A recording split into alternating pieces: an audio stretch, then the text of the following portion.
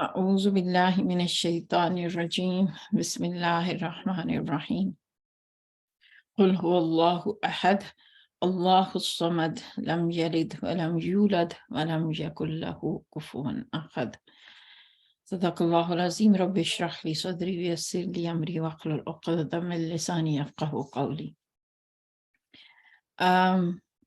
سورہ اخلاص، اس کی خاص بات یہ ہے کہ یہ اکثریت، اس امت کی اکثریت اس کو جانتی ہے۔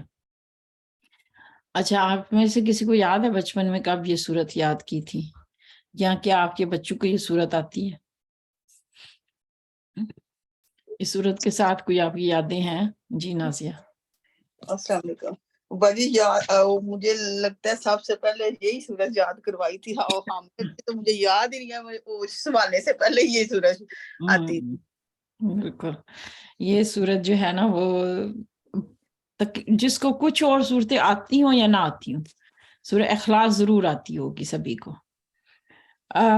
اچھا، دلچسپ بات یہ ہے کہ اخلاص جیسے قرآن کا سٹائل ہے نا کہ ہر سورت کا نام اس کے الفاظ سے ہے، یعنی اگر کوئی سورت بقرہ ہے اس لیے بقرہ ہے کیونکہ بقرہ کا ذکر اس میں آیا، آل عمران کا ذکر آیا اس میں، سورہ مائدہ اس میں مائدہ کا ذکر آیا، سورہ انعام اس میں انعام کا ذکر آیا۔ لیکن یہ واحد سورت ہے جس میں اس کا نام نہیں آیا، اور اس کو بلکہ ٹائٹل دیا گیا، ایک عنوان دیا گیا، اور یعنی ایک اس کا جو موضوع ہے اس کے مطابق اس کے لیے لفظ رکھا گیا۔ اگرچہ اس کو سورہ نجات بھی کہتے ہیں، سورہ صمد بھی کہتے ہیں، لیکن اس کا سورہ اخلاص نام ہی مشہور ہے۔ اور اخلاص، آپ میں سے کوئی مجھے بتا سکتا ہے اخلاص اردو میں ہم کب استعمال کرتے ہیں؟ آپ اپنی روزمرہ زندگی میں کبھی یہ لفظ استعمال کیا؟ اخلاص لفظ سنا ہوا آپ لوگوں نے؟ جی ادیبہ۔ خالص ہونے کی نیت میں، یا مطلب اگر ہمیں کسی سے کوئی بڑا پیار محبت ہے تو ہم کہتے ہیں کہ ہمیں اخلاص سے یا خلوص سے ہم اس سے کر رہے ہیں۔ صحیح ہے۔ کسی چیز کا جب ہم کسی چیز کو اخلاص سے لیتے ہیں، خالص کر لینا کسی چیز کو، یعنی یہ پیور کرتی ہے کسی، تو یہ سورت چونکہ آپ کی توحید کو پیور کرتی ہے نا، خالص کر دیتی ہے۔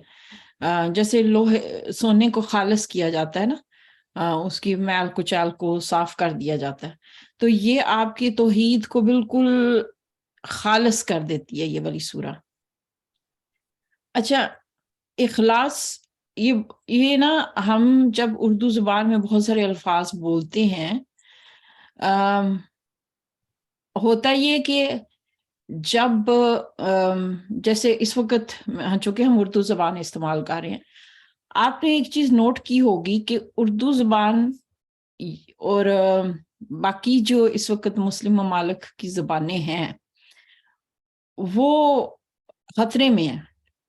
اردو زبان کی مثال لے لیں تو اس وقت جو اگلی نسل اٹھ رہی ہے نا، ان کی اگر آپ گفتگو سنیں، بلکہ ہم جو اس وقت کی نسل ہیں، آپ اپنی گفتگو پہ غور کیجئے گا کہ ہم اپنے بچوں کو نا خالص زبان نہیں دے پا رہے، کیونکہ ہماری زبان اب انڈر اٹیک ہے۔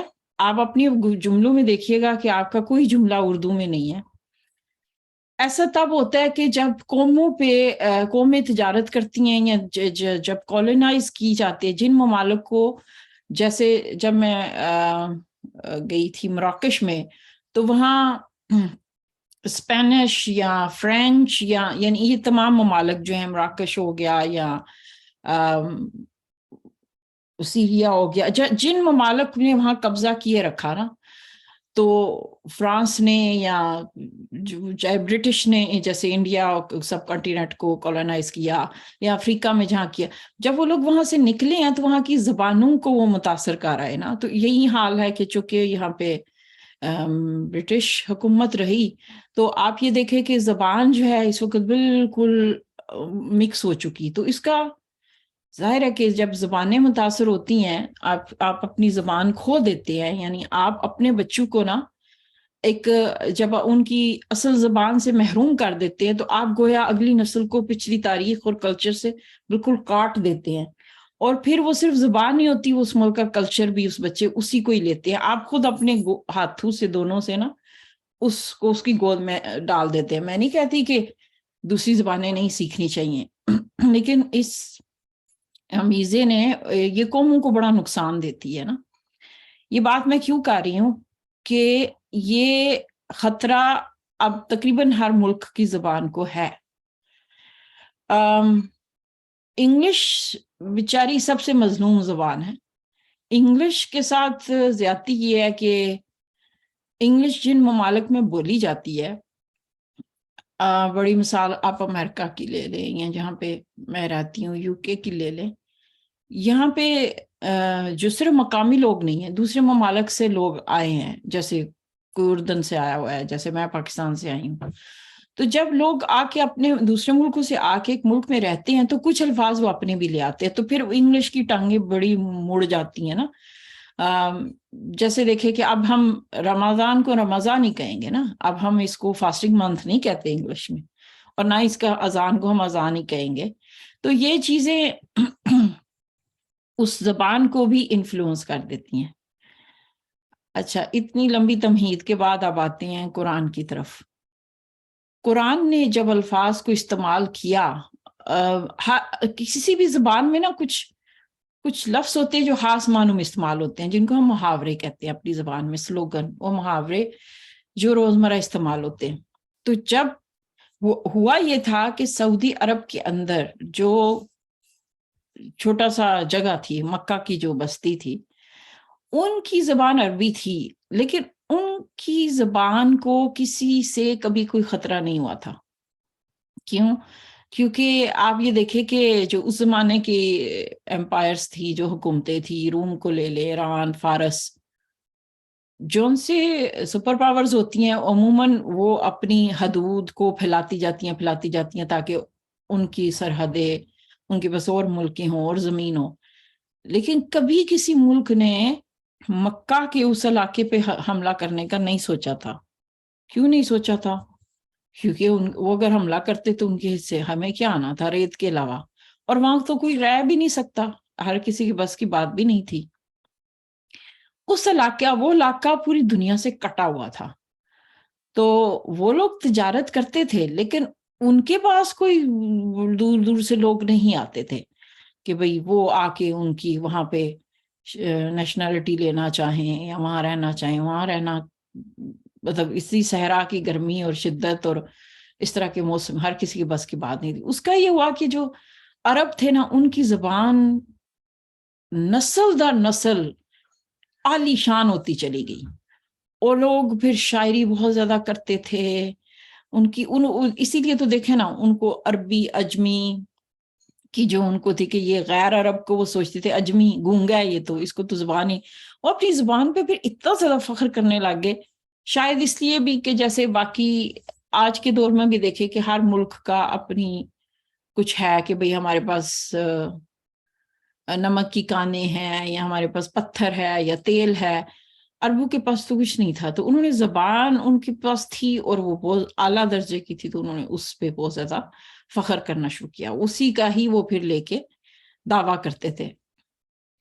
لیکن پھر صورتحال بدل گئی، پھر قرآن نے انہی ہی کے الفاظ کو استعمال کیا نا، اور جو ان میں جس سے وہ فیملیئر تھے. اچھا، کچھ الفاظ تھے جیسے سورہ، جیسے سورت آپ کہتے ہیں، یہ ان کے ہاں نہیں استعمال ہوتا تھا. یہ جب ان کے پاس آیا، سورت مطلب جو قلعے کی حدود بنائی جاتی ہیں، جو دیوار اس کی حفاظت کرتی ہے، جو باؤنڈری ہوتی ہے، اس کے لیے دوسرے ممالک میں یہ لفظ استعمال ہوتا تھا. تو وہ اس لفظ سے شناسا نہیں تھے، کیونکہ وہاں کون سے قلعے تھے یا حفاظتی دیواریں تھیں.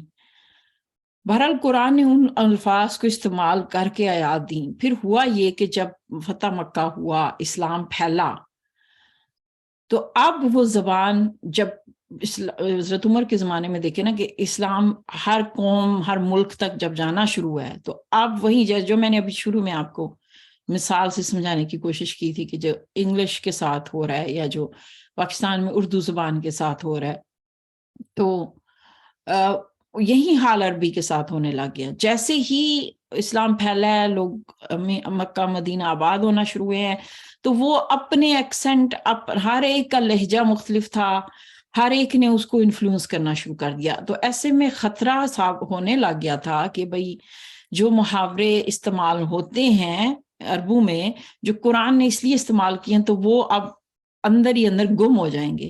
تو آپ دیکھیں کہ آپ نے یہ سنا ہوا ہے نا کہ امام شافعی، امام ابو حنیفہ کے نام آپ نے سنے ہوئے ہیں. ان علماء نے احادیث کو اکٹھا کیا. انہوں نے نہ صرف احادیث کو اکٹھا کیا تھا، بلکہ ہماری علماء کی بہت بڑی تعداد، انہوں نے کیا کیا کہ وہ جو صحرا میں، جس کو بدوی کہتے ہیں، بدوی آپ نے لفظ سنا ہوگا، بدوی عرب، بیڈوینس، جیسے ہمارے یہاں پینڈو ہے جو گاؤں کے اصل دیہاتی لوگ جس کو کہا جاتا ہے. تو یہ لوگ کیا کرتے تھے، علماء نے یہ کیا کہ مختلف دیہاتوں میں جا کے رہنا شروع کر دیا، صحرا کے ان قبائل کے اندر جہاں پہ وہ زبان ابھی بھی باقی تھی. اور وہاں جا کے انہوں نے کسی کا انٹرویو نہیں کیا، بلکہ وہاں انہوں نے رہ کے دیکھا کہ یہ لوگ یہ الفاظ کو کیسے استعمال کرتے ہیں. انہوں نے اپنی زندگیوں کے یہ حصے وہاں گزارے، صرف اس لیے کہ قرآن کی ان چیزوں کو پریزرو کیا جا سکے. قرآن کی زبان اور اس کی جو پس منظر ہے، جو محاورے استعمال ہوئے ہیں، وہ اس کا پس منظر غائب ہونے سے پہلے اس کو وہ ریکارڈ کر لیں. اور یہی وجہ ہے کہ جب آپ تفسیر پڑھتے ہیں تو آپ یہ دیکھیں کہ ہر مفسر نے جب قرآن کی ترجمہ اور تشریح کی کوشش کی ہے، اس نے یہ بات بتائی ہے کہ زبان ایک تو مطلب ہوتا ہے کہ اس کی گرامر کا کیا مطلب ہے، لیکن آپ کو کیا لگتا ہے زبان صرف گرامر سے آتی ہے؟ یعنی کوئی اگر ڈکشنری پڑھے گا تو کیا اس کو زبان آ جائے گی؟ نہیں، زبان تو آپ کو کلچر سے اور لوگوں سے آتی ہے نا. زبان آپ کو کتابوں سے نہیں آ سکتی ہے. یہی وجہ ہے کہ انہوں نے اس زبان کو لوکل لوگوں سے سیکھا اور دیکھا.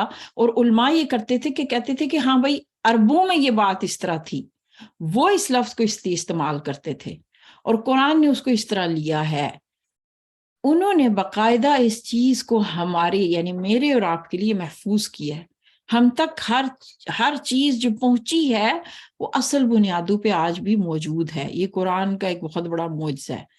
اچھا، اتنی بڑی بات میں نے اتنی لمبی تمہید باندھی ہے، تو یہ میں نے اس لیے باندھی کہ آج قرآن کے ساتھ جو ہمارا تعلق ہے اس کو نا دوبارہ سے بنیادوں پہ قائم کرنے کی ضرورت ہے. ہوا یہ، اب دیکھیں سورہ اخلاص میں بھی جیسے اخذ کا لفظ استعمال ہوا ہے، ابھی ہم تھوڑی دیر میں اس کی بات کریں گے. اخذ کے علاوہ عربوں میں تو واحد باللفظ استعمال ہوتا تھا، اخذ کیوں ہے؟ اور اگین اس کے پیچھے علماء نے بہت زیادہ سرچ کی ہے. میں ٹیکنیکلی نہیں جاؤں گی، بلکہ سورہ اخلاص کی تشریح مجھے بہت مشکل لگ رہی تھی. کل رات تک میں ڈبل مائنڈڈ تھی کہ اس صورت کو رکھوں نہ رکھوں، اس پہ بات کروں نہ کروں، کیونکہ مجھے لگ رہا تھا یہ سب سے مشکل صورت ہے نا، اس کو سمجھانا میرے بس کی بات نہیں ہے. پھر اسی دعا کے ساتھ کہ اللہ میرا سینہ کھول دے، تو میں نے ارادہ بند ہے، اللہ کرے کہ میں بھی اس کو سمجھ سکوں اور آپ بھی سمجھ سکیں.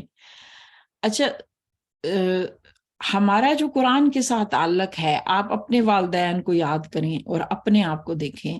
ہمارے کلچر میں رجحان ختم ہو چکا ہے نا کہ ہم نے بھی قرآن ایک ایسی کتاب ہے جس کو سمجھنا لازم ہے. یہ تصور غائب ہو چکا. پچھلے سمجھ لیں کہ 200-300 سال سے ایسا ہوا، اور ایسا نہیں ہوا کہ اتفاقاً ہو گیا ہے کہ بائی چانس یہ چیز ہوئی ہے. اس کو باقاعدہ اس امت پہ مسلط بھی کیا گیا. کچھ حالات ایسے ہوئے، کچھ ہماری اندرونی غلطیاں تھیں، اور یہ ایک دم سے نہیں ہوا، کئی صدیاں گزری ہیں. تو یہ ہماری حالت ہوئی ہے کہ ہم قرآن کے ساتھ کٹ گئے ہیں. لیکن ایسا تو نہیں ہے نا کہ قرآن تو ابھی بھی موجود ہے، جو کا تو موجود ہے. ابھی میں نے آپ کو اس کا بیک گراؤنڈ بتایا کہ کتنی اس پہ تو سرچ کی گئی ہے کہ اس کے محاورے تک، اس کے پس منظر تک کو محفوظ رکھا گیا. اب آج کی بات ہم کر لیتے ہیں کہ جب ہم کرتے ہیں، جیسے دیکھیں حفاظ کی تعداد پاکستان میں، اسلامی دنیا میں اگر آپ دیکھیں تو مجھے لگتا ہے پاکستان سب سے نمبر 1 پہ آتا ہے. ایک اور چیز جو بڑی حیران کن ہے کہ عربی زبان پہ جو اس وقت کام ہوا ہے اس کی ڈکشنریوں سے لے کر کتابوں تک، وہ پاکستان میں سب سے زیادہ ہوا ہے. اور پاکستان میں چونکہ جب عربی اردو زبان برٹش نے ہی اس کو باقاعدہ درجہ دیا تھا وہاں جب وہ حکومت کر رہے تھے، ان لوگوں نے ہمیشہ کوشش کی کہ ہر اسلامی ملک کی زبان کو عربی نہ رہنے دیا جائے، چاہے ترکی تھا یا ہر جگہ سے انہوں نے عربی کو نکالنے کی کوشش کی. تو وہاں پہ انہوں نے اردو رائج کی کہ بھئی شاید اس بہانے یہ لوگ جو ہے وہ عربی سے دور ہو جائیں. لیکن ہمارے علماء اللہ تعالیٰ ان کی درجے بلند کرے، آپ دیکھیں کہ جیسے ہی اردو زبان کو باقاعدہ لانچ کیا گیا، انہوں نے چند سالوں کے اندر اندر ہر چیز کو اٹھا کے اردو میں ترجمہ کر دیا. تو وہ ذخیرہ پورے کا پورا ہم تک پہنچ گیا دوسری زبانوں سے.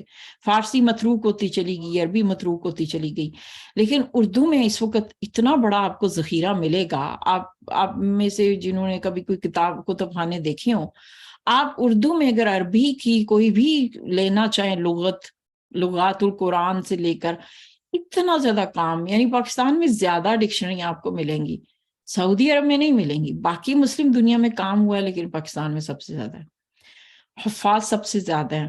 پھر اس کے بعد آپ دیکھیں، آپ شاید ہی کسی کو جانتے ہوں جس کو سورہ اخلاص نہ آتی ہو. کچھ لوگوں نے تو ساری زندگی صرف یہی پڑھی ہے، قل اللہ احد اللہ الصمد لم یلد ولم یولد ولم یکن لہ کفوا احد. ایک ردم ہے، بچہ کیا، بڑا کیا، بوڑھا کیا، کچھ اور آتا ہے نہیں آتا ہے. قرآن کی یہ صورت ضرور آتی ہے. اب ہمیں کیا کرنا چاہیے؟ میں نے کہا نا امت کا تعلق کٹ چکا، تو اب یوں لگ رہا ہے کہ ایک دھاگا رہ گیا نا، ایک دھاگا بندھا ہوا ہے، سورہ اخلاص کا دھاگا ہے، یعنی یوں سمجھے کہ ہم سمندر کے کنارے کھڑے ہیں اور اس میں سے ایک قطرہ اٹھا کے ہم یہاں ہاتھ میں تو لے کے لوگ خوش ہو رہے ہیں کہ دیکھو یہ میرے پاس قطرہ ہے. اچھا، اس بات کا جواب دینے کے لیے کہ ہمیں پھر کیا کرنا چاہیے کہ لوگوں کو صرف سورہ اخلاص آتی ہے، تو مجھے نا وہ واقعہ یاد آتا ہے. اشرف علی تھانوی کے والد ہیں غالباً، مجھے والد کا نام تو یاد نہیں ہے، مولانا اشرف علی تھانوی کا شاید آپ لوگوں نے نام سنا ہو. پاکستان بننے سے قبل کہ اس دور کے وہ فقہی عالم تھے، بہشتی زیور ان کی کتاب اس زمانے کے حساب سے اپ ٹو ڈیٹ تھی، تو بڑا مقام تھا ان کا. تو ان کے انہوں نے شاید بہشتی زیور میں یہ واقعہ لکھا ہے یا ان کے والد نے بیان کیا، مجھے اب صحیح سے یاد نہیں ہے. لیکن ہوا یہ کہ ان کے زمانے میں جب آپ سمجھ سکتی ہیں پاکستان بننے سے قبل جو سڑکیں تھیں، یا اگر آپ نے کہیں پہ جانا ہے، سفر کرنا ہے، تو اس طرح گاڑیاں اور وہ تو نہیں تھی، عموماً لوگ پیدل جاتے تھے یا گھوڑوں پہ.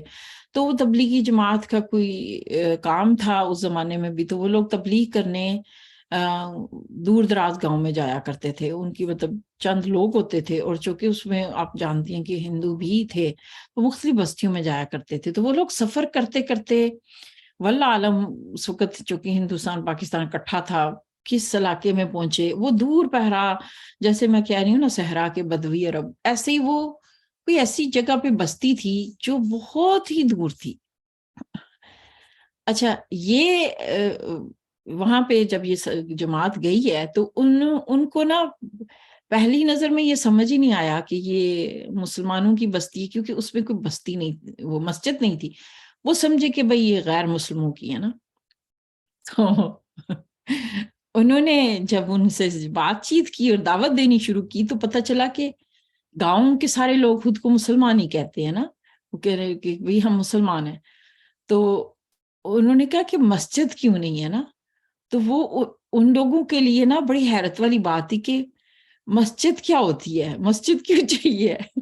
تو انہوں نے ان سے کہا کہ آپ عبادت کیسے کرتے ہیں. تو ایک تو انہوں نے یہ کیا کہ ان کو نا قرآن لا کے دیا، اور قرآن جو ہے نا وہ گائے کے گوبر میں لپٹا ہوا تھا، یعنی تقدس کے لیے. شاید وہ ہندو سے مسلمان ہوئے تھے اور ان کو کچھ سمجھ نہیں تھی. تو آپ کو پتہ ہے گائے کی پوجا کی جاتی ہے اور اس کا گوبر گائے کا وہ مقدس سمجھا جاتا ہے. تو وہ شاید ان کا وہ تھا کہ بھئی اگر قرآن ایک مقدس کتاب ہے تو اس کو مقدس چیز میں لپیٹ کے رکھے. ان بیچاروں کو کچھ سمجھ نہیں تھی. دوسرا انہوں نے نا ان کو دکھایا کہ کوئی انہوں نے جگہ رکھی ہوئی تھی جہاں پہ اس کو لفظ بولتے کنڈے بھرنا. اچھا کوئی بتا سکتا ہے کنڈے بھرنا کیا ہوتا ہے؟ یہ کوئی رسم تھی, کوئی دیے انہوں نے رکھے ہوئے تھے, کسی نے سنا ہوا یہ لفظ؟ کیونکہ میں نے یہ لفظ پڑھا تھا لیکن مجھے اس کی سمجھ نہیں آئی تھی, کنڈے بھرنا. جی السلام علیکم آپ تابانو. میں کہوں سوری میں لیٹی ہوئی ہوں, میں کیمرہ نہیں آن کرتی. It's یہ okay. نا جب میری شادی ہوئی تو ہمارے وہ جو سسرال والے تھے نا وہ یہ کرتے تھے منت مان کے حضرت بی بی فاطمہ سے وہ لنک کرتے ہیں کہ پھر وہ لڈو سے بنا کے نا یا کھیر بنا کے پھر سب کو بلاتے تھے عورتوں کو, آؤ کنڈے پڑنے نے, پھر وہ کھا کے پھر وہ بھی منت جو بھی ماننی ہے مان لو, منت قبول ہوگی تو پھر وہ کنڈے بھریں گے. یہ میں پہچانتی ہوں, مجھے اس کب کا یاد ہے وہ کرتے تھے. لیکن یہ اسلام کی سنت سے نہیں ہے. میں نے ہاں چلے وہ ہم بعد میں بات کرتے ہیں, لیکن ہاں دیٹ میک سینس. زاہدہ باجی بہت شکریہ ایکسپلین کرنے کا. بشرا تم کچھ کہنا چاہ رہی؟ جی میں نے بھی یہ سنا ہوا ہے, ہمارے نیکسٹ ڈور کرتے ہوتے تھے, ہم چھوٹے ہوتے تھے نا تو ان کے یہاں سے نا وہ سدا آتا ہوتا تھا باقاعدہ, بچوں کو باجی خالہ بھیجیے گا, تو ہماری امی نہیں تھے بھیجتے تھے, مسرت ہی کرتے تھے امی جانے, ابا جی نہیں تھے جانے دیتے تھے. کہیں ہمارے معاشرے میں رہا ہے کہیں نہ کہیں.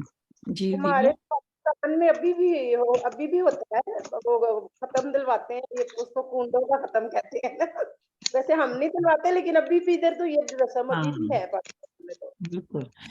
اچھا آپ تصور کر سکتی ہیں کہ پورا گاؤں, پوری بستی وہ کچھ جمعرات کو کچھ ریچول کرتے تھے, اس کے لیے کہتے تھے کہ ہمیں تو بس یہ پتا ہے کہ بھئی یہ کنڈے بھرنے ہوتے ہیں. تو نہ ان کو نماز آتی تھی, نہ ان کو قرآن کا پتا تھا. قرآن کی وہ ایک مصحف تھا ان کے پاس, اس کے علاوہ ان کا اسلام سے کوئی تعلق نہیں تھا. اچھا اب آپ کو یہ سن کے حیرت ہو رہی ہوگی نا, اس صورتحال کو وہ لوگ گھبرا گئے نا کہ یہ کیسے ممکن ہے, پوری بستی کا یہ حال ہے. انہوں نے یعنی جس کو کہتے ہیں نا صحیح معنوں میں پینک ہو جانا, ان کی وہ کیفیت تھی. انہوں نے نا اس زمانے میں جو خط لکھتے تھے اس کو کہتے ہیں تار بھیجنا. انہوں نے ایمرجنسی جب کوئی جلدی ہوتی تھی نا تو تار بھیجتے تھے. تو انہوں نے تار بھیجا, جو اگین مجھے اب یاد نہیں ہے اشرف علی تھانوی کے والد کو آیا یا ان کو آیا, کہ بھئی یہ ہمارے ساتھ یہ معاملہ پیش آ گیا ہے. تو یہ تو خود کو مسلمان کہتے ہیں لیکن ان کا تو اسلام سے کوئی لینا دینا نہیں ہے. ان کو نہ اذان کا پتہ ہے, نہ نماز کا پتہ ہے, اور قرآن کی بھی جو انہوں نے حالت کی ہوئی ہے. تو ظاہر ہے جیسے زاہدہ باجی نے اچھے سے بات کی کہ بھئی ہمارے دین سے تو یہ دین تو یہ چیز کا نام نہیں تھا جو انہوں نے سمجھا ہوا تھا, لیکن ان کو یہ نہیں سمجھ آ رہی تھی کہ ان کو کیسے بتائیں نا. تو ان کو جو جوابی خط آیا نا, بڑا ہی انہوں نے اچھا اس کا جواب دیا. انہوں نے کہا کہ اسلام سے ان کا جو رشتہ جس تار جس دھاگے کے ذریعے بندھا ہوا ہے اسے مت چھیڑنا, اسے مت کاٹنا, اس کو ادھر ہی رہنے دو, اور پہلے ان کو توحید سکھاؤ. جب اس کو سمجھ جائیں تو ان کو نماز کی تعلیم دینا. انہوں نے وہی الفاظ کہے جو نبی صلی اللہ علیہ وسلم نے ایک صحابی کو کسی دوسری جگہ پہ بھیجتے ہوئے کہا تھا کہ بھئی پہلے ان کو نماز, جب وہ کلمہ پڑھ لیں تو نماز کی تعلیم دینا, جب اس کو وہ سمجھ جائیں تو پھر ان کو رمضان کا بتانا, جب وہ سمجھ جائیں تو یعنی درجہ بدرجہ آپ ان کو تعلیم دیں گے. ایک سارے فرائض آپ ایسے کر کے نہیں اگلے پہ لاد سکتے. حکمت کا تقاضا بھی یہی ہے, ہم سب انسان ہیں, ہم جانتے ہیں انسان کی فطرت ہے. بہرحال وہ انہوں نے ان کو جواب میں یہ نصیحت کی کہ آپ نے اس کو نہیں چھیڑنا نا جو دھاگا بندھا ہوا ہے. اب آپ کو سمجھ آ گئی ہوگی کہ بعض دفعہ نا ہوتا یہ ہے کہ کوئی دھاگے بندھے ہوتے ہیں نا, یعنی اس وقت ظاہر وہ میں نے آپ کو مثال دی کہ بھئی ان کا تعلق اسلام سے صرف اتنا تھا. آج کی امت کا تعلق اگر صرف سورہ اخلاص کے ذریعے ہے, ایک دھاگا بندھا ہوا ہے, تو پھر ہم اس کو کیسے استعمال کر سکتے ہیں؟ یعنی ہم اس پہ نا پھر تنقید نہ کریں. دو طریقے ہیں نا دیکھنے کے. ایک وہی بات ہے کہ بھئی آدھا گلاس خالی ہے, کہ بھئی امت کو کچھ آتا جاتا نہیں ہے, قرآن سے لوگ دور ہیں, قرآن کو نہیں سمجھتے. یہ جملے بہت کہے جاتے ہیں, سنے جاتے ہیں. میں نہیں کہتی, ان میں سچائی بھی ہے, میں کسی حقیقت کا انکار نہیں کرتی. لیکن اگر ہم اس کو پینک ہونے کی بجائے استعمال کر لیں,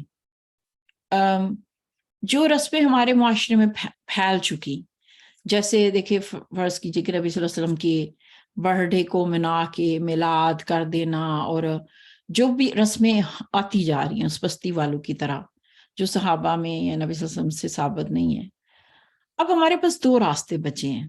ایک وہی بات ہے کہ ہم ان دھاگوں کو کاٹ دیں اور فتوے دیں, اپنے دروازے بند کریں اور کہیں کہ تم ادھر اور ہم ادھر, لکم دینکم ولی دین, کہ بھئی اب بس ہمیں تمہارے سے کوئی لینا دینا نہیں ہے, تم لوگ تو سب کچھ غلط کرتے ہو, یہ بھی بدعت کرتے ہو, وہ بھی کرتے ہو, یہ شرک ہے, یہ غلط ہے, بس پھر ان کو ہم ادھر جانے دیں اور خود ادھر رہ جائیں. تو ایک طریقہ تو وہ ہے فتوے دے کے دروازے بند کر لینا, اور وہ ہے بھی شارٹ کٹ, اس میں آپ کو ظاہر ہے پھر کسی سے کوئی لینا دینا ہی نہیں ہے, بس آپ اپنی نمازیں پڑھیں, اپنی آخرت کی فکر کریں, پڑوسی جاتا ہے جہنم میں یا کہیں گمراہی میں تو ہمیں کیا ہے. لیکن آپ کو کیا لگتا ہے یہ کوئی دین کا مزاج ہوگا اگر کوئی ایسے کرتا ہے؟ تو ہمارا دین تو نہیں سکھاتا نا کہ ہم ایک مسلمان جیے اور معاشرے میں برائی اور اس کو. تو مجھے ایسے میں نا, جب ہم چھوٹے تھے اور جب یہ چیزیں ہوتی تھی ہر گاؤں میں, ہماری بستی میں بھی تھی, ہر جگہ تھی, یہ رسمیں تھیں, تو ہمیں پتہ تھا کہ بھئی یہ چیزیں اسلام سے ثابت نہیں ہیں. تو مجھے ایسے میں نا جماعت اسلامی کی اپروچ بہت اچھی لگتی تھی کہ وہ لوگ کیا کرتے تھے کہ بھئی اگر ٹھیک ہے کچھ لوگ وہ کہتے تھے کہ نبی صلی اللہ علیہ وسلم کے نام سے کچھ لوگ جمع ہو رہے ہیں نا, تو آپ جائیں اور اس میں سیرت کی باتیں بتا دیں. اور باقاعدہ ہمیں ٹریننگ دی گئی جمعیت کے زمانے میں کہ بھئی آپ نے اس اپرچونٹی کو استعمال کرنا ہے, اور بجائے اس کے کہ آپ فتوے دے کے گھر بیٹھے کوئی آپ کو 11ویں پہ بلا رہا ہے, گونڈو پہ بلا رہا ہے کوئی آپ کو, آپ ان کے جو دھاگا بندھا ہوا ہے نا آپ اس سے ان کو کاٹے نہیں, آپ اس کو استعمال کریں اور اپنی صحیح اس کو کاٹے بغیر آپ اپنی ایک بات پہنچا کے ان لوگوں سے جڑیں, ان تک صحیح بات پہنچائیں. ورنہ اگر سارے علم والے الگ ہو کر بیٹھ گئے تو پھر ظاہر ہے ان سے کون کنیکٹڈ ہوگا. اچھا میں نے بہت لمبی تمہید باندھ دی ہے, آئی ہوپ کہ آپ کو میرا سورہ اخلاص کا یہ پس منظر سمجھ آ گیا ہوگا. تو اب سورہ اخلاص جو کہ بہت مشہور ہے, تو اس اخلاص کو اگر ہم سمجھ لینا تو اس امت کا تعلق یقین مانے اس ایک دھاگے سے ہی پورا بن جاتا ہے. کیونکہ سورہ اخلاص کا جو دھاگا ہے نا, یہ سمے کو معمولی بات نہیں ہے, کیونکہ اس کے بارے میں اس حدیث کو مستند کا درجہ تو نہیں ہے, لیکن بہرحال یہ شاید اس سے نیچے درجے میں آتی ہے کہ نبی صلی اللہ علیہ وسلم نے فرمایا کہ ساتوں آسمانوں کی بنیاد اس صورت پہ ہے. یعنی یہ کوئی اتنی پاورفل ہے. اور آپ نے وہ مشہور حدیث سنی ہوگی نا کہ نبی صلی اللہ علیہ وسلم تک کسی صحابی کی بات پہنچی کہ بھئی وہ باقی صورتیں بھی پڑھتے ہیں لیکن 7 سورہ اخلاص بھی ضرور پڑھتے ہیں. تو یعنی کوئی وہ امامت کراتے تھے اور ان کی عادت تھی, تو آپ نے پوچھا کہ ان سے جا کے پوچھو ایسا کیوں کرتے ہیں. تو انہوں نے جواب دیا کہ مجھے سورہ اخلاص سے محبت ہے. تو آپ نے فرمایا کہ اللہ سے کہو کہ اللہ تعالیٰ نے بھی تم سے محبت شروع کر دی ہے سورت کی محبت کی وجہ سے. ایسی حضرت عائشہ سے متعلق رضی اللہ عنہا سے کوئی روایت ہے کہ کوئی شخص تھا جو پوری رات سورہ اخلاص پڑھتا رہتا تھا, تو اس کو بھی نبی صلی اللہ علیہ وسلم نے خوشخبری دی, اور پھر خود آپ نے فرمایا کہ میں تمہیں بتا نہ دوں 1/3 قرآن کیا ہے. وہ سورہ اخلاص ہے, یعنی 1/3 قرآن 1/3 اس کو کہا گیا ہے. اور پھر ایک حدیث کے مطابق آپ نے صحابہ کرام کو کہا کہ جو 10 دفعہ اس کو پڑھ لے گویا اس نے قرآن مکمل کر لیا. آپ نے کچھ اس طرح سے الفاظ کہے کہ کیا کہ تم میں سے کوئی ایسا نہیں ہے جو قرآن 1/3 قرآن پڑھ دے. تو صحابہ نے حیران ہو کے کہا کہ یہ ہمارے بس کی بات تو نہیں ہے. تو آپ نے فرمایا سورہ اخلاص پڑھو. پھر آپ نے 10 بار پڑھنے کی ترغیب دی, اور مجھے ان صحابی کا نام تو یاد نہیں ہے, لیکن نبی صلی اللہ علیہ وسلم کا یہ طریقہ کار تھا کہ جیسے دیکھیں ابھی میں آپ سب سے بات کر رہی ہوں نا, تو آپ سب ہی سن رہے ہیں, لیکن فرض کیجئے کہ بات کرتے کرتے میں ایک دم سے کہوں کہ نصرت حسین بنت فلاں تم میری بات غور سے سنو. حالانکہ سن تو وہ رہی تھی, لیکن اب میں نے نام لے کے کہا تو کیا ہوتا ہے کہ پھر آپ ایک دم سے الرٹ ہو جاتے ہیں میرا نام کیوں لیا. تو نبی صلی اللہ علیہ وسلم کا یہ طریقہ ہوتا تھا کہ آپ بات سب سے کارے ہوتے تھے, تو کبھی کبھار نا کسی صحابی کا نام لے کر نا اور کہتے تھے کہ بس تیرے لیے یہ لازم ہے کہ تو یہ کر لے. ظاہر باقی بھی صحابہ سنتے تھے, اس چیز پہ عمل کرتے تھے, لیکن سوچے پھر وہ صحابی اس معاملے کو کس طرح لیتے ہوں گے نا, یعنی ان کے لیے تو وہ پھر فرض کا درجہ بن جاتا ہوگا. تو ایسے ہی آپ نے سورہ اخلاص کے معاملے میں بھی کسی صحابی کا نام لے کے ان کو تاکید کی تھی. اچھا، پہلی چیز تو ہم اب آتے ہیں سورت کی طرف جتنا ہم اس کو سمجھ سکیں. اچھا، ابھی تک کا جو بیک گراؤنڈ ہے وہ آپ کو سمجھ آیا نا؟ جو میں نے زبان کے حوالے سے بات کہی، جو اس سورت سے امت کا تعلق میں نے بیان کیا، ابھی تک کی بات پہ کوئی کمنٹ کرنا چاہے یا صرف اتنا بتا دے کہ آپ کو میرا اس کا پس منظر سمجھ آ گیا جو میں اس کی وضاحت سے پہلے سمجھانا چاہ رہی تھی؟ کوئی بولنا چاہے گا؟ مجھے پتہ چلے نا کہ کوئی ہے ابھی کہ نہیں. جی آگے باجی سمجھ. بہت اچھے سے سمجھ آیا ہے اور اتنا آپ نے تفصیل سے سمجھایا کہ اب تو دماغ میں بیٹھ گیا اچھی طرح. الحمدللہ الحمدللہ. اچھا، سورہ اخلاص میں اب دیکھیں کہ کہا گیا کل. ٹھیک، کل کس کو کہا جا رہا ہے؟ پہلا حکم تو نبی صلی اللہ علیہ وسلم سے ہے کہ بھئی آپ کہہ دیں کہ وہ اللہ ایک ہے. اس کے بعد ہم سب کے لیے بھی ہے جب ہم کہتے ہیں کل. لیکن کل کے بعد یہ کیوں نہیں کہا کہ کل یا ایھا المسلمون، کل یا ایھا الناس؟ کس کو کہیں ہم؟ یعنی جیسے آپ نے کہا نا کل یا ایھا الکافرون، اس میں آپ ایک خاص طبقے کو مخاطب کر کے بات کر رہے ہیں، حکم دیا جا رہا ہے کہ ان سے یہ بات کہو. لیکن یہاں کل کہہ کے کچھ نہیں کہا. تو پہلا سوال یہ پیدا ہوتا ہے کہ کس کو کہیں؟ اچھا، فرض کیجئے کہ کوئی بندہ کہہ دیتا ہے هو اللہ احد. آپ نے کتنی بار کل هو اللہ احد کہا ہوگا، لیکن ہو سکتا ہے کوئی بھی نہ ہو، کسی نے نہ سنا ہو. بلکہ جب آپ نماز میں پڑھتے ہیں آپ کہہ رہے ہیں کل، اور آپ اللہ نے کہا کل اور آپ نے کہہ دیا، لیکن کسی نے نہیں سنا کیونکہ آپ نماز میں تھے. تو ایسے میں آپ خود ہی سنیں گے پہلے. سب سے پہلے جب آپ کوئی بات کرتے ہیں تو سب سے پہلے تو آپ خود کو سناتے ہیں نا. تو آپ گویا خود کو مخاطب کر رہے ہیں، پھر اس کے بعد دوسرے لوگ مخاطب ہوں گے. اور اگین اس میں کوئی قید نہیں ہے نا، یعنی اس امت کے ہر فرد کے لیے ہے. بس یہ بات کہہ دو کہ وہ اللہ ایک ہے، لیکن خود کو پہلے سنانا، اپنی ذات کو پہلے یہ بات سمجھا لینا کہ یہ بات بڑی اہم ہے نا جو تم کہنے جا رہے ہو. کیا بات اہم ہے؟ هو اللہ احد، وہ اللہ ایک ہے. وہ کیوں؟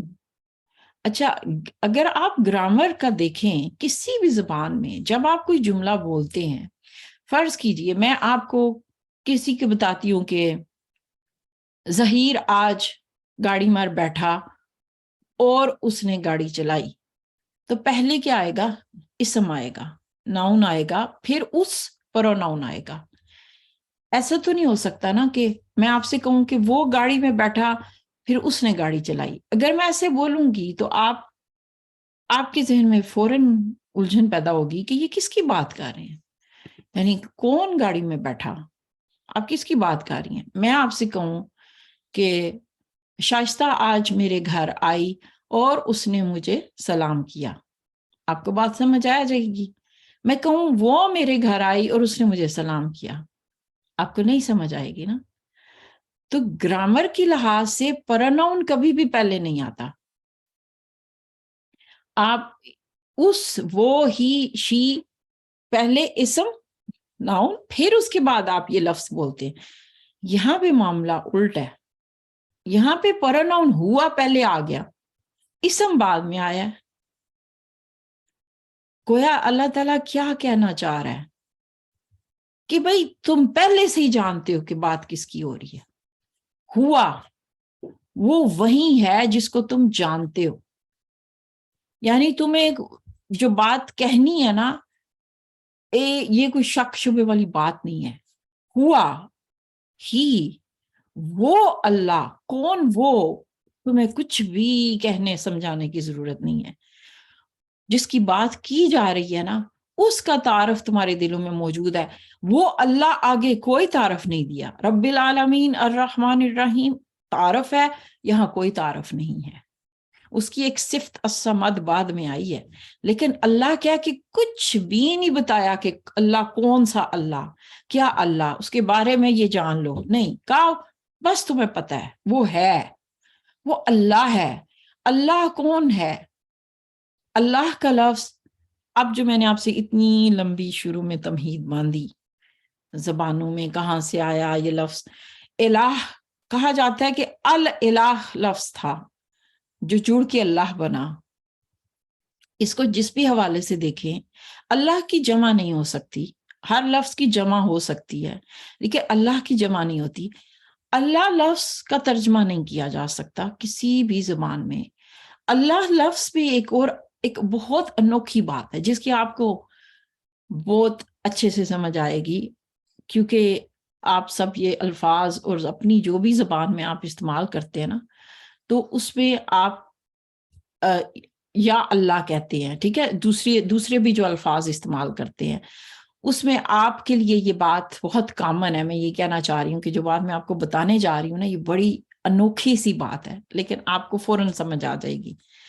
اچھا، جب آپ یا لفظ استعمال کرتے ہیں تو آپ ال ہٹا دیتے ہیں نا، جیسے انگلش زبان میں THE لفظ جو ہے وہ کسی خاص ناؤن کے ساتھ آتا ہے۔ دی بک، دی بکس نہیں کہا جائے گا، دی سٹیز نہیں کیا جائے گا، یعنی ایک گرامر کا رول ہے جو آپ سمجھتے ہیں۔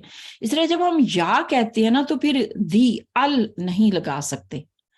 آپ کیا کہتے ہیں؟ یا الرحمن کہتے ہیں، یا آپ کہتے ہیں یا رحمان، یا رحیم، یا جبار، یا غفور الرحیم، ایسے ہی کہتے ہیں نا۔ یا الغفور، یا الرحیم، یہ آپ نہیں کہتے، کبھی بھی نہیں کہتے، کیونکہ گرامر کی وجہ سے آپ یہ نہیں کہہ سکتے۔ فرض کیجئے کہ آپ کو کہنا پڑتا ہے یا کے بعد، تو آپ پھر اگر ال لگائیں گے تو پھر آپ کو یا ایوہل کہنا پڑے گا، یا ایوہن نبی کہنا پڑے گا، یا ایوہل کافرون کہنا پڑے گا، یعنی آپ ال اور یا کو مکس نہیں کر سکتے۔ سمجھ، اتنی بات تو آپ کو سمجھ آ گئی۔ لیکن یہاں پہ یا کے بعد ال آ رہا ہے،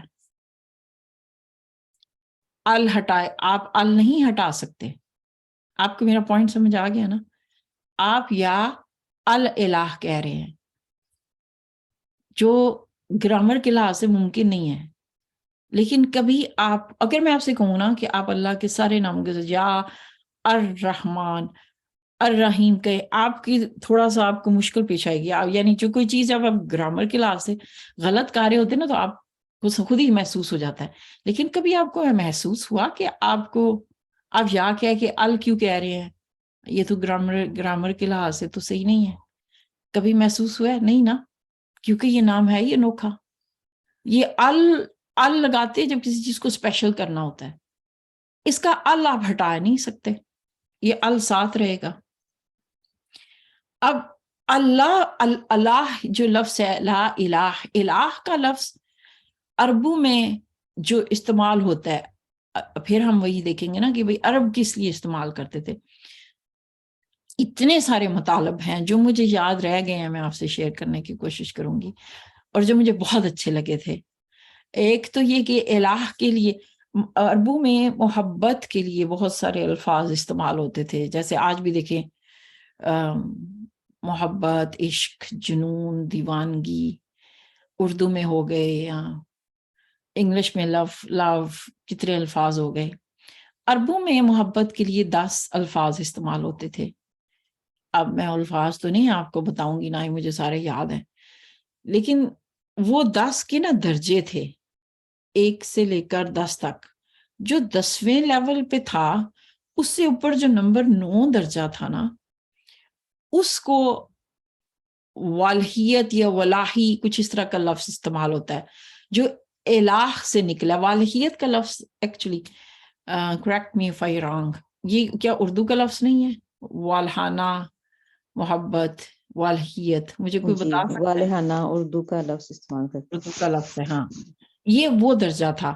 10वां जो दर्जा था ना मोहब्बत का, ये वो था कि जिसमें कोई शख्स खुद को हलाक कर दे, कोई खुदकुशी कर ले या खुद को खत्म कर दे, वो 10वां दर्जा था, उसके लिए ये लफ्ज नहीं है। उसके ऊपर वाला ऐसी दर्जे की मोहब्बत कि जिसमें गर्मी सर्दी का एहसास खत्म हो जाए, भूख और प्यास और हत्ता कि तकलीफ तक ना महसूस हो। कोई बंदा मोहब्बत में इतना जज़ब हो जाए, इसको मेरा ख्याल है फिर हम कह सकते हैं वालहाना इश्क अपनी जुबान में शायद, कि भाई फना फिजात, बिल्कुल बस आप मोहब्बत में रंगे गए हैं ना। उस 9वें दर्जे में वो ये लोग ये लफ्ज इस्तेमाल करते थे, जो इलाह, जिसका रूट इलाह से था। फिर इलाह के लिए वो लफ्ज इस्तेमाल करते थे कि कोई ऐसा कि जो आपका मकसद हो, जिसके पास जो आप नियत लेकर जाएं, जिसके पास सब कुछ हो। यानी सब कुछ होने से मुराद क्या है? फर्ज कीजिए कि आप जैसे कोविड के इंजेक्शंस जब आए हैं, लॉन्च हुए हैं, तो आप डॉक्टर के पास जाते हैं और उनके पास हैं इंजेक्शन पड़े हुए, लेकिन वो ये कहते हैं कि भाई हमें अभी आपको देने का लाइसेंस नहीं मिला है, अभी हमारे कुछ पेपर वर्क बाकी हैं, अभी फलानी तारीख को ये खुलेंगे और आप, या फिर ये कि ये वाला पहले पेपर वर्क लेकर आए तो फिर आप आपको, यानी उनके पास चीज मौजूद है, वो आपको दे नहीं सकते ना। तो इसके लिए लफ्ज इलाह नहीं इस्तेमाल हो सकता। इलाह कहते हैं कि जिसके पास ना सिर्फ ये कि वो चीज मौजूद हो, बल्कि वो देने पे कादर हो, वो आप, उसके पास वो सब कुछ हो। फिर ऑन टॉप ऑफ दैट इलाह का एक और मतलब ये है कि जैसे देखें, फर्ज कीजिए आप डॉक्टर से इंजेक्शन लेने गए, पर डॉक्टर को भी ऊपर से कहीं से इंजेक्शन मिले थे ना, यानी उसके ऊपर भी कोई था और उसके ऊपर भी उसने, हो सकता है जैसे यहाँ पे NHS के ऑफिस से कोई एक जगह डिलीवरी आई, लेकिन वो जहां डिलीवरी आई उन्होंने भी किसी और मुल्क से मंगवाए। हर एक के ऊपर कोई ना कोई है। आपको जैसे फर्ज कीजिए कि किसी से सिफारिश करवानी होती है, तो आप कहते हैं कि चलो भाई इससे ऊपर एक ऑफिसर बैठा हुआ है, उसको जरा पहुंचते कि वो नीचे वाले को बात। इलाह कहते हैं जिसके फिर ऊपर कोई ना हो, यानी उसके पास है लेकिन वो आपने उसे मांगा और वो अब आप किसी से लेने नहीं जाएगा। या जैसे डॉक्टर आपसे कहे, समझ आ गई होगी आपको पॉइंट कि भाई हाँ हमारी सप्लाई खत्म है, हम उधर से मंगवा लें तो फिर हम आपको ये देंगे। अल्लाह, इलाह को ये नहीं करना पड़ता। इलाह के पास आपके पास की हर जरूरत मौजूद है।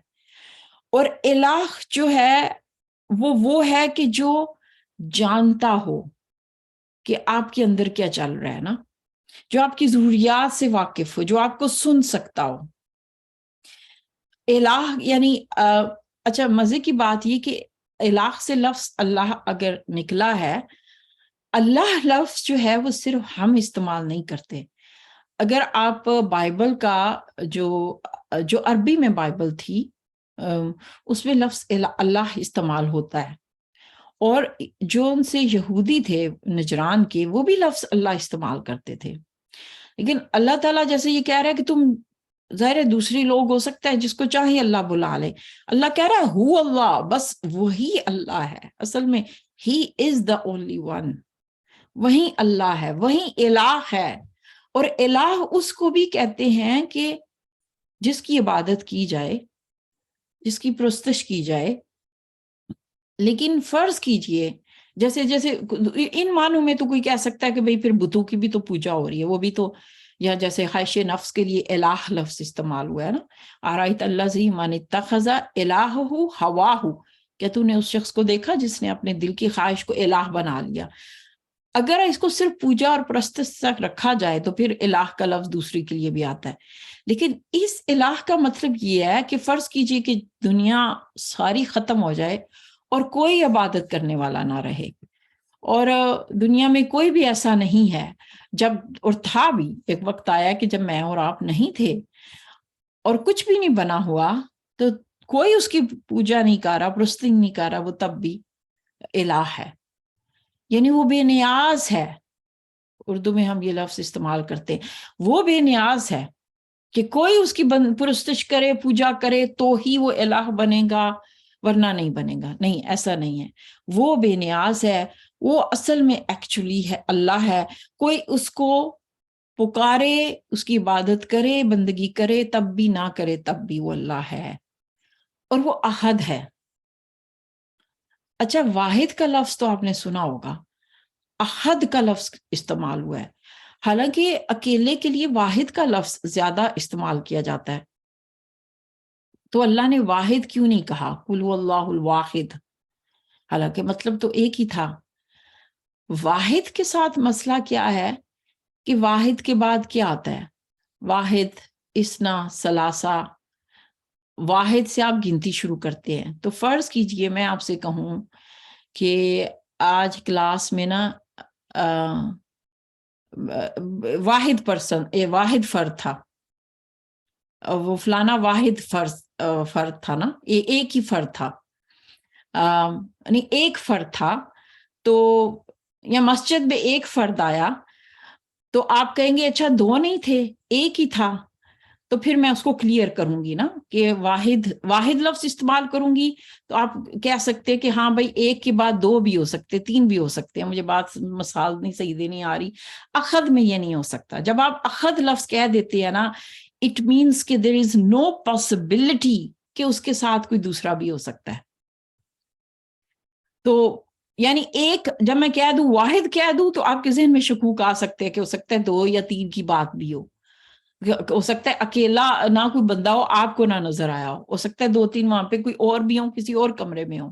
لیکن جب آپ احد لفظ استعمال کر دیتے ہیں تو پھر کچھ بھی نہیں، گرامیٹکلی پھر وہاں کوئی گنجائش نہیں رہ جاتی. پھر احد کے بس ایک ہی ہے، وہ احد ہی ہے. اس کو آپ تسنیہ ثلاثہ کچھ نہیں بنا سکتے. وہ اکیلا ہے اور وہ اس کے لیے احد کا لفظ استعمال ہو سکتا ہے، یعنی اس جیسا کوئی نہیں ہے، وہ اکیلا ہے. احد کا لفظ یہاں پہ ہم دوبارہ دیکھیں گے صورت میں، اللہ الصمد. اچھا، آپ میں سے کوئی بتا سکتا ہے کسی نے صمد کا لفظ قرآن میں کہیں پڑھا ہو؟ یاد کریں، اپنی ذہن پہ زور ڈالیں. نہیں، ایک ہی بار آتا ہے. یہ اللہ کا نام ہے جو یہاں پہ صرف ایک بار استعمال ہوا ہے، پورے قرآن میں نہیں آیا. اور صمد ایک بہت ہی نایاب قسم کی صفت ہے اللہ تعالیٰ کی. اب وہ بتانا چاہ رہا ہے کہ اللہ، اگر تمہیں مجھے سمجھنا ہے تو میری صمد کی صفت کو سمجھو.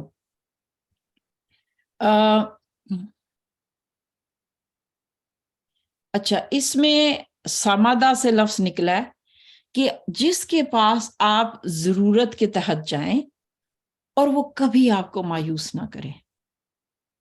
یعنی جب بھی آپ اس کی طرف رجوع کریں، اس کے پاس آپ کو دینے کے لیے کچھ ہو. اور سمد کا لازمی مطلب یہ ہے کہ آپ کو تو وہ دے، لیکن بدلے میں آپ سے وہ کچھ نہ، اس کی کوئی نیڈ، کوئی ضرورت نہ ہو. اچھا، اب یہ دیکھیں کہ اگر ہم صرف ضرورت کی بات کریں تو دنیا میں اکثر ہمیں ایک دوسرے سے ضرورت پڑتی ہے، یا جو دنیاوی سو کالڈ خدا ہیں ان کو پہلے کوئی نظر و نیاز چاہیے ہوتی ہے، کسی چیز کی ضرورت ہوتی ہے، کچھ آپ دیتے ہیں.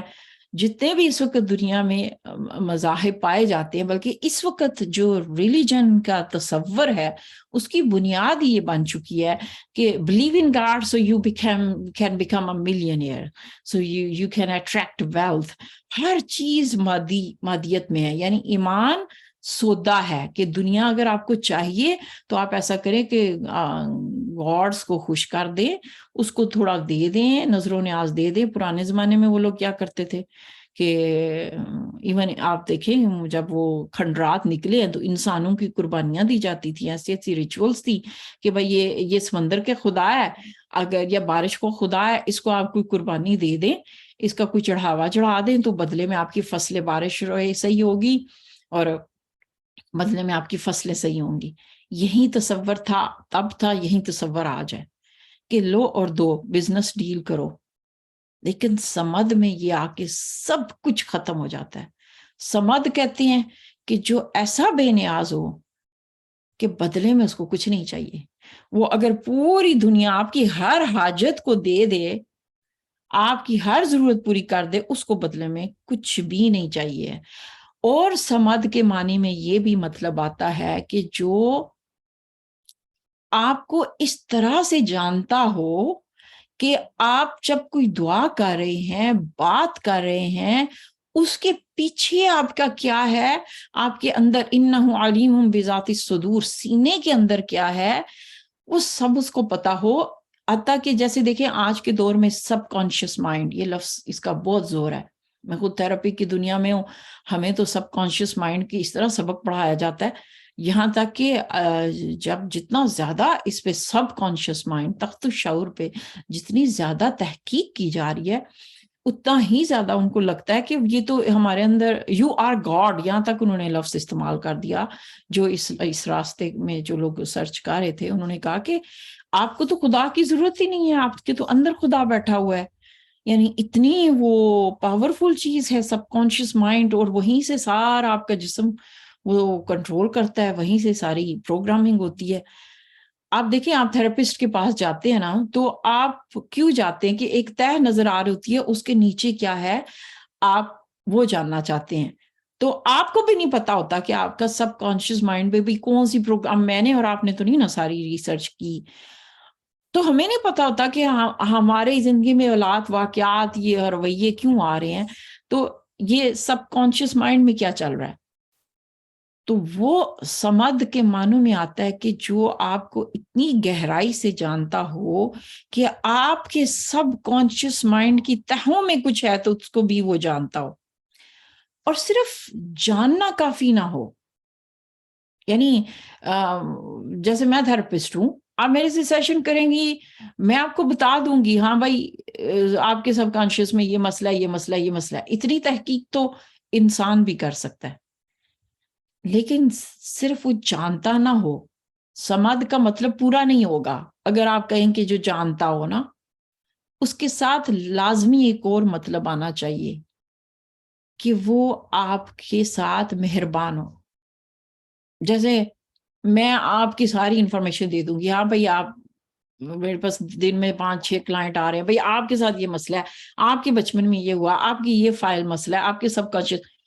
اس کے بعد مجھے نہیں لینا دینا ہے کہ میں بیٹھ کے تو اب ان کی ایک ایک فائل پہ کام کروں. کر بھی لوں گی، 10 لوگ ہیں، میں ان کو کتنا ٹائم دے سکوں گی، میرے تو بس کی بات ہی نہیں ہے، میں تو انسان ہوں.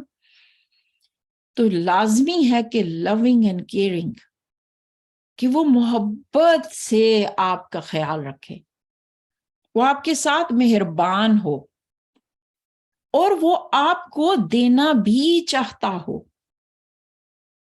جیسے ہم نے مثال دی نا کہ بعض دفعہ تو انجیکشن آئے ہوتے ہیں اور وہ دے نہیں سکتے، لیکن بعض دفعہ یہ بھی صورتحال ہوتی ہے کہ فرض کیجئے کہ ایک شخص دے سکتا ہے لیکن دینا نہ چاہے. اس کی مثال یوں سمجھیں کہ ہمارے پاس ماں باپ کے کیسز آتے ہیں، اور بعض دفعہ بچوں کو شکایت ہوتی ہے کہ بھائی ان کے ماں باپ نے انہیں وہ پیار نہیں دیا. اب آپ کو کیا لگتا ہے، ماں باپ کے پاس پیار تھا ہی نہیں؟ یقیناً تھا نا، لیکن وہ دے سکتے تھے پر نہیں دیتے. یعنی چیز موجود تھی اور وہ روک لیں. اکثر کیسز ہوتے ہیں نا جو جہاں سے نفسیاتی مسائل پیدا ہوتے ہیں، ہمارے ہر معاشرے میں ہوتے ہیں. تو وہ جس کے پاس آپ کی ضروریات کی لسٹ موجود ہے، جو آپ کے ساتھ مہربان ہے، اور وہ آپ کو دینا بھی چاہتا ہے، کیونکہ وہ آپ کے ساتھ بہت ہی شفیق ہے، رؤوف ہے، رحیم ہے. وہ آپ کے بارے میں بہت دھیان رکھنے والا ہے. اور ایک اور بات سمد کے مطلب میں آئے گی، اس کے پاس کوئی ویٹنگ لسٹ نہیں ہے. آپ کو پتہ ہے مجھے کچھ عرصہ پہلے نا یہاں پہ فزیو تھراپسٹ کی، او مائی گاڈ، آپ کو ضرورت پڑ گئی ہے نا تو بس پھر آپ انا للہ پڑھ دیں.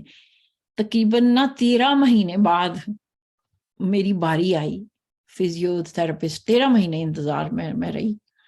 اور ہوا یہ کہ جب انہوں نے مجھے اپائنٹمنٹ بھیجی نا، وہ واللہ عالم وہ لیٹر، حالانکہ ہمارے جو پوسٹ آتی ہے میں تو گھر پہ ہوتی ہوں، چیک کرتی ہوں، بھائی واللہ عالم وہ خط آیا نہیں، ہوا کیا ہوا مجھے نہیں سمجھ آئی. اپائنٹمنٹ لیٹر مجھ تک نہیں پہنچا.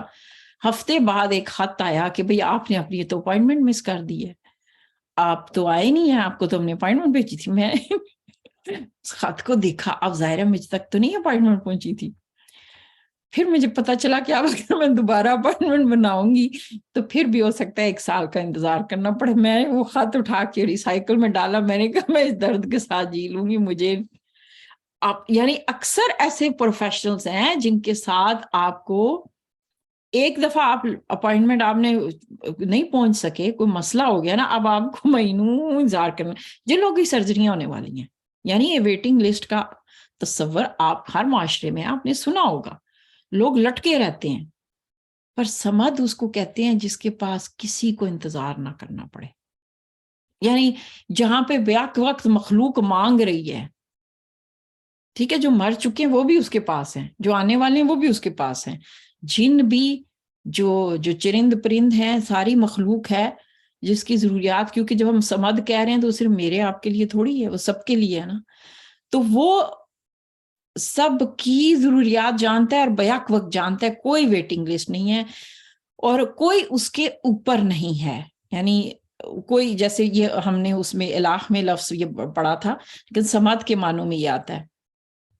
اور وہ اس لیے بھی آپ کو جانتا ہے کیونکہ اس نے آپ کو پیدا کیا ہے, اور اس کو یہ بھی پتا ہے کہ جب آپ کی ایک تو نارمل دعائیں ہوتی ہیں نا, اور ایک ایمرجنسی دعائیں ہوتی ہیں, تو وہ آپ کی ان تمام ضروریات سے واقف ہے, آپ کی ہر آزمائش سے واقف ہے. اس کو سمد کہا جاتا ہے. یعنی سمد کے کچھ مفہوم میں نے آپ کو سنائے ہیں. پھر لم یلد ولم یولد, ماضی کا صیغہ کہ نہ وہ کسی کا باپ ہے نہ کسی کا بیٹا. ماضی میں, اچھا کوئی جانتا ہے کہ ماضی میں شرک کی کوئی قسم جس میں کسی نے کس کو اللہ کا بیٹا بنایا گیا, یا کیا تصور تھا کہ جہاں پہ یہ کہا گیا کہ وہ کسی کا بیٹا نہیں ہے نہ کسی کا باپ ہے؟ تو کوئی جانتا ہے کون سی شرک کی قسمیں ہیں؟ حضرت عزیر کو بھی اللہ کا بیٹا کہتے تھے نا. ایک حضرت عزیر ہو گئے. حضرت مریم کوئی کو اور بھی, بہن بولنا چاہے گی؟ حضرت عیسیٰ کو بھی کہتے تھے. چلے دیکھتے ہیں عشا بہن, اگر کوئی اور بہن, ہاں جی کوئی اور بتا سکتا ہے؟ میں چاہوں گی وہ بہنیں بھی بولیں جو بالکل خاموش ہیں. حضرت عیسیٰ کو بھی بجی. حضرت عیسیٰ کو بیٹا کہا گیا, اور اس کے علاوہ کس کو بیٹا کہا گیا اللہ کا؟